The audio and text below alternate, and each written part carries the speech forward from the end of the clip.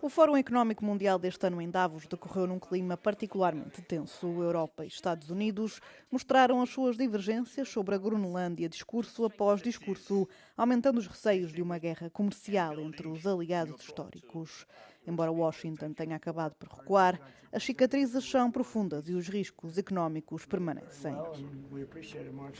It has been the most significant shift that we have seen in many years in terms of what's happening with the world order.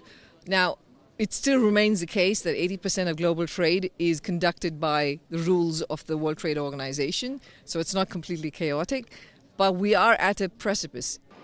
Diante dos riscos geopolíticos, a resposta europeia deve envolver o fortalecimento do mercado único.